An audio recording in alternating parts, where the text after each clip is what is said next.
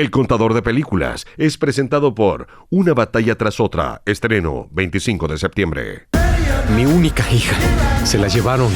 Ahora vienen por nosotros. La nueva película de Leonardo DiCaprio ya está en cines.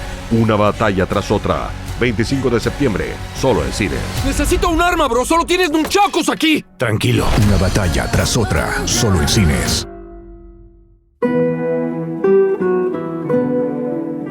Este es un podcast sobre historias que suceden delante y detrás de la pantalla.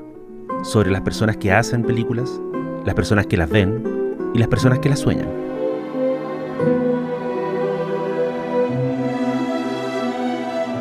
Soy Daniel Villalobos y esto es El Contador de Películas.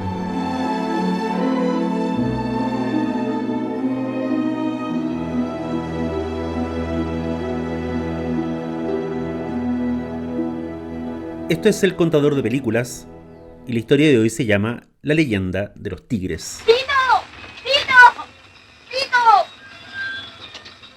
¿Qué hora es? Estamos en 1964. Raúl Ruiz, nacido en Puerto Montt, hijo de un marino mercante, viaja a Santa Fe, en Argentina. Tiene apenas 23 años y sus planes son estudiar producción documental en ese lugar. Las cosas no salen como esperaba. O tal vez las cosas salen como él esperaba, pero de otra forma. El asunto es que vuelve a Chile, donde trabaja por un tiempo montando noticiarios y programas deportivos para la naciente industria local. Luego, viaja a Luisiana, en Estados Unidos. Se gana una beca, y en el tiempo muerto que tiene entre medio se instala en México y trabaja en teleseries. Escribe y dirige un corto llamado La Maleta, que se queda sin terminar. Y después escribe y dirige un corto o mediometraje llamado El Tango del Viudo, que también se queda sin terminar. Nota al margen. Ambos títulos podrán verse muchos años después, tras la muerte de Ruiz, gracias a los amigos del director. El asunto es este. Ruiz tiene 27 años, y a pesar de esos dos pasos en falso, se empeña en dirigir. Su padre, capitán de marina mercante, convence a otros colegas suyos para que aporten a un fondo común, muy modesto, y así junten la plata necesaria para que su hijo Raúl haga un largometraje. La productora resultante de la colecta se llama, desde luego, Los Capitanes. Y el primer largometraje de Ruiz, como lo será el último de su carrera, 44 años más tarde, es una adaptación de un texto ajeno. Se trata de una obra teatral llamada Tres Tristes Tigres, de Alejandro Sieveking. Según anota Bruno Cuneo, en un espléndido folleto afiche que editó y coordinó el año 2016, la obra de Sieveking fue estrenada por la compañía El Cabildo en el Teatro Thalia en 1967. Y tres intérpretes, Chenda Román, Jaime Badel y Nelson Villagra, se pasan directamente del montaje teatral a la versión de cine. Tres Tristes Tigres se comienza a filmar el 22 de diciembre de 1967 y se termina en marzo de 1968. En un antiguo cabaret de Santiago se están rodando las últimas tomas de una nueva película chilena titulada Tres Tristes Tigres, adaptación libre de la obra teatral de Alejandro Sieveking. El film es dirigido por el joven director Raúl Ruiz y la cámara está a cargo de Diego Bonachina. La película se estrena en noviembre de ese año, en una premiere en el hoy desaparecido Teatro Bandera. No rompe récord de taquilla, pero a cambio de eso llama la atención de los críticos y escritores de la época. Y al año siguiente, en el Festival de Locarno, en Suiza, gana el Leopardo de Oro, uno de los 4 premios importantes que se dieron en esa edición. En una coincidencia extraña mencionada por Cuneo en los textos de su folleto del 2016, un filme que quedó atrás ese año y solo se llevó una mención del jurado fue Invasión, de Hugo Santiago. En el depósito los del café se van a juntar con el camión. Herrera, ¿me entendiste bien, no? Se trataba de un thriller de ciencia ficción que con los años ganó estatus de culto, pero lo interesante es esto. ¿Quiénes eran los guionistas de Invasión? Nada menos que Adolfo Bioy Casares y Jorge Luis Borges. La conexión borgiana no se detiene aquí y volveremos a eso más adelante en este episodio. Nadie podía saberlo en ese entonces, pero la película debut de Raúl Ruiz juntó a uno de los grupos más selectos del arte y la cultura de la época. Sumemos al legendario Luis Alarcón a los ya mencionados Román, Badel y Villagra. Y agreguemos a esa lista al director de fotografía argentino Diego Bonachina, que venía de Santa Fe y que después de Tres Tristes Tigres colaboró en películas como Valparaíso mi amor, Operación Alfa y La Conquista del Paraíso. Para la música, Ruiz llamó al compositor Tomás Lefebvre, que en 1968 ya había escrito la banda sonora de una película clave como era Largo Viaje, de Patricio Cowlen. Lefebvre colaboraría con Ruiz una vez más, en un filme de 1972 llamado Nadie dijo nada. Y de ahí trabajaría en películas como A la sombra del sol, Los deseos concebidos y Susi, de Gonzalo Justiniano. Lefebvre hizo la música, pero quien escribió la letra de los boleros que suenan en los bares de la película fue el poeta y ensayista Waldo Rojas, uno de los amigos cercanos del director. ¿Y a quién llamaron para cantar esos boleros? Nada menos que a Ramón Aguilera. Según cuenta Marisol García en su libro Llora Corazón, dedicado a la tradición de la música cebolla en Chile, Ruiz se topó con Ramón Aguilera en un restaurante de Valparaíso. El director llevó a Waldo Rojas a un local de Cartagena, donde Aguilera se presentaba habitualmente, y allí cerraron el trato. Rojas, que nunca había escrito un bolero en su vida, se encargaría de las letras, Lefebvre haría la música, y Aguilera las cantaría acompañado de sus guitarristas. El disco resultante fue editado por la RCA, y se llamó Ramón Aguilera canta la música de Tres Tristes Tigres.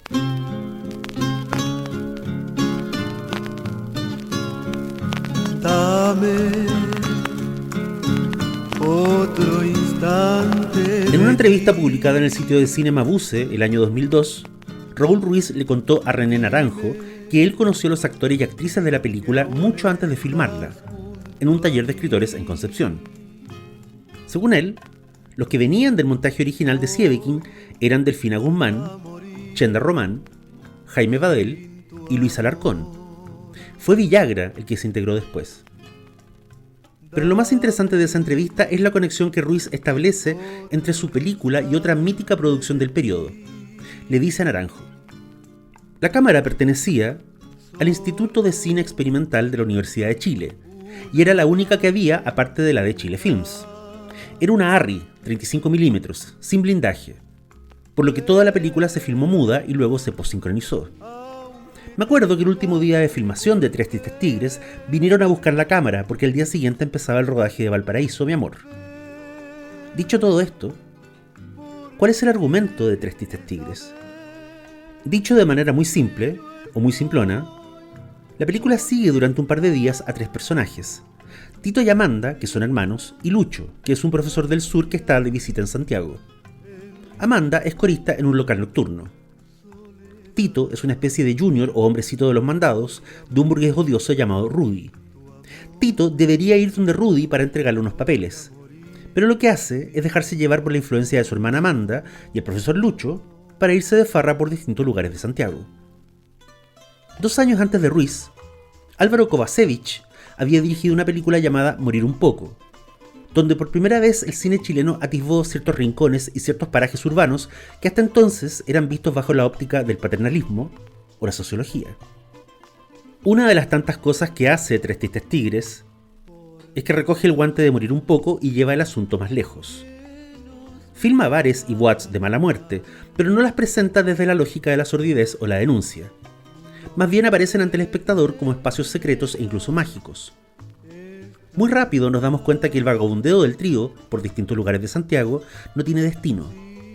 Eso, que sería un pecado en una producción comercial corriente, es parte de los méritos de la película en este caso. El vagabundeo deja de ser accidental y se vuelve aventurero. Cuando, en una escena memorable, el profesor del sur pone 2 cheques en blanco sobre la mesa y proclama que todos los problemas desaparecen porque todos los problemas vienen del dinero, en el fondo está poniendo en la mesa una llave mágica. Así lo dice él mismo en su colorido lenguaje. Estoy aquí porque así es la vida, pero para eso está la plata. El vil dinero acomoda las cosas siempre que uno se haga la idea, y para resumir sostengo que esta plata arregla todo. Se fuman los problemas, se olvidan las preocupaciones y se detiene el tiempo. Las conversaciones se vuelven extrañas, coloquiales pero también rituales.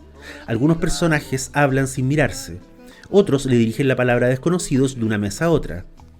Sacando a colación el viejo cliché, la noche se traga a estos protagonistas. Los papeles de Rudy, esa tenue conexión de Tito con alguna clase de orden burgués y empleo fijo, van quedando olvidados. El mismo profesor del sur, el Lucho, es una especie de criatura etérea. Nunca queda claro de dónde lo conoció Tito, ni cuál es su conexión con todos esos bares y restaurantes. En un momento nos damos cuenta de dónde sacó el profesor todo el dinero que andaba trayendo. Su amigo en este caso viene a ser la oveja negra. Él vino a Santiago a ser libre, o a ser otro. Ambos deseos que luego se repetirán en numerosos personajes posteriores del cine de Ruiz. Entrevistado años más tarde, el director explicó, o intentó explicar, que a la hora de hacer su primer largometraje le interesaban dos cosas. La primera era el juego con el lenguaje, específicamente con el habla chilena y sus recovecos. Un habla que en una misma conversación podía evocar la infancia, la soledad, el desengaño político, el odio de clase y también la violencia. ¿Pasaste el departamento? Sí, allá dejé los papeles. Y la segunda cosa que le interesaba era el juego con la cámara. Tal vez fruto de su breve paso por el mundo de la edición de noticiarios y programas deportivos, al Ruiz de Tres Tristes Tigres le fascina un recurso al que vuelve una y otra vez. Se trata de crear en un espacio, en una escena, múltiples centros de atención de los cuales no todos son visibles. La cámara entonces no puede mostrarlos todos al mismo tiempo. Y se crea ese efecto que algunos recordamos de la vieja mala televisión en vivo. Aquella donde el camarógrafo distraído no atinaba a enfocar a tiempo el objeto correcto en el instante correcto. Y lo que se creaba ahí, al menos para Ruiz, era un accidente maravilloso, ya que sugería un espacio visual donde estaban ocurriendo múltiples eventos a la vez y no todos podíamos verlos. En el fondo, la teoría de la película secreta, algo a lo que se referirá más tarde en las conferencias que recopiló en su libro, Poética del Cine. Hay muchos ejemplos de eso en Tres Tristes Tigres. El momento donde Lucho y Amanda despiertan en el dormitorio de la residencial, por ejemplo. O las escenas donde Rudy en su departamento conversa con sus asociados o con la hija de la arrendadora que interpreta Delfina Guzmán. Mire, yo venía por esto. Pero de todas esas secuencias, la más ejemplar, la más brillante y la favorita de muchos, incluido quien les habla, es la escena de la escultura con botellas que arma Luis Alarcón en el bar vacío. La idea de su personaje es muy borgiana, y esa es la otra conexión de la película con el escritor argentino. Lo que arma el profesor Lucho con todas esas botellas es un prisma infinito, desde el cual, según él, se pueden ver todos los rincones de Santiago. Es decir, todos los rincones del mundo. Es decir, lo que tiene ahí armado el profesor entre las mesas y ceniceros es la versión chilena de la LEF. Los últimos años de los 60 fueron un periodo clave en la zigzagueante historia del cine nacional. El 67 se estrena Largo Viaje, de Caulen. El 68 debuta Ruiz. Y el 69 llegan a salas Valparaíso Mi Amor y El Chacal de Nahuel Toro. Pero hay una película que se estrena el mismo año 1968 en el que se estrena Tres Tristes Tigres. Y es una producción que está a años luz de las que hemos nombrado. Sin embargo, se podría decir hoy día, Ruiz filmó en contra de esta otra película. Me refiero a Ayúdeme usted, compadre, de Germán Becker. Su atención, por favor. Línea Aérea Nacional anuncia que estamos entrando en territorio chileno y que aterrizaremos en Pudahuel. La cinta de Becker representa todos los valores y puntos de vista que Tres Tristes Tigres rechaza. Es un musical, pero a lo gringo, con números vistosos, con cuadros de baile y una selecta compilación de folcloristas locales.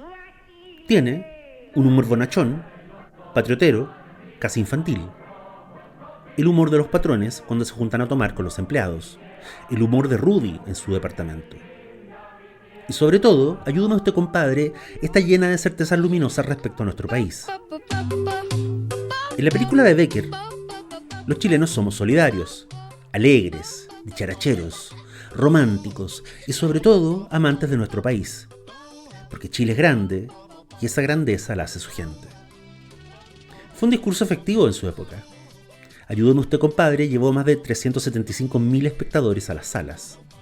Un récord de cine nacional que solo fue superado muchos años más tarde por El Chacotero Sentimental en 1999. Las penumbras en blanco y negro de Tres Tristes Tigres están en las antípodas de los números musicales a todo color del filme de Becker.